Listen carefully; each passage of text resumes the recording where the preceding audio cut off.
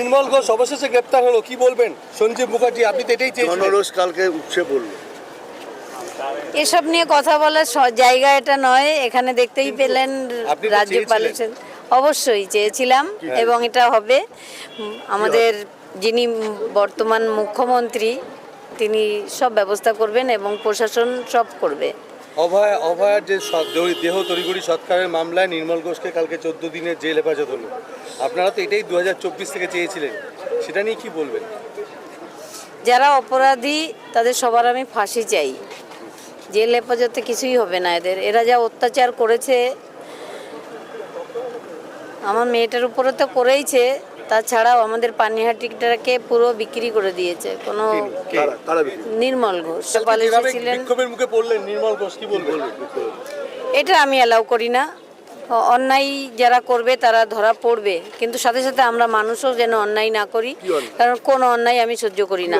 এই যে ডিম ছোড়া, পুলিশ তাদের হেফাজতে নিয়েছে, পুলিশ প্রশাসন তাদের শাস্তি দেবে, সেটা মানুষ কেন হাতে তুলে নেবে? এটা আমি পছন্দ করিনি। এই যে ডিম ছোড়া বলুন, কাদা ছোড়া বলুন, যাই হোক না কেন, উনি 80 বছরের একজন লোক, উনি হয়তো হার্ট অ্যাটাকও হয়ে যেতে পারে। তখন আমরা প্রমাণ কোথায় পাবো? ওনার থেকে কি তথ্য পাবো আমরা তখন?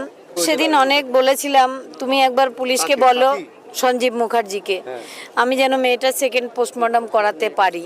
কিন্তু উনি কথা শোনেননি, উল্টে এই এখানে কৌস্তব রয়েছে, সজলদা ছিল, অগ্নিমিত্রা দি ছিল, সবার উপর ওরা পরে হামলাও করেছে। আমরা ওখানে আরেকটু থাকলে আমাদেরও মারতো। এটা কালা থানায়। হ্যাঁ, তখন সঞ্জীবের ভূমিকা কি ছিল? কালকে কি কাগজপত্র নিয়ে গুন্ডা নিয়ে এসেছিল, গুন্ডা বাহিনী নিয়ে এসেছিল সঞ্জীব মুখার্জি এবং সেখানকার পুলিশ। কোথায় কোথায়? এটা কালা থানায়। হ্যাঁ। কি বলেছিল তখন? কিছু আমার সঙ্গে বলেনি। আমাদের তো গাড়িটা আটকানো ছিল, তখন আমি বলেছিলাম জানলা দিয়ে যে তুমি একটু দেখো, তাহলে আমি মেয়েটা সেকেন্ড পোস্টমর্টম করতে পারবো। সেকেন্ড পোস্টমর্টম, তারপরে সেকেন্ড পোস্টমর্টম বলতে দে না।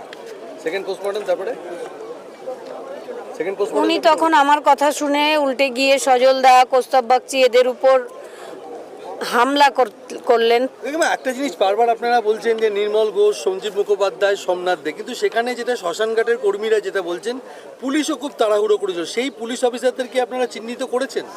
পারিনি এখনো। যে পুলিশ ওই সবারই গাড়ির টাকাটা দিয়েছিল, তাকেও আমি খুঁজছি ওই টাকাটা তাকে রিটার্ন করার জন্য, কারণ তার তো দেওয়ার কথা নয়, ওটা তো আমাদের দেওয়ার কথা। কে দিয়েছে জানি না আমি এখনো। আমি অনেক বলেছি, আপনাদের মিডিয়া মাধ্যমে বলেছি, যে টাকাটা দিয়েছিলেন প্লিজ একবার এসে টাকাটা নিয়ে যাবেন, বা কোনো কিউআর কোড পাঠান, আমি টাকাটা দিয়ে দিতে চাই, কিন্তু আমি কাউকে পাইনি।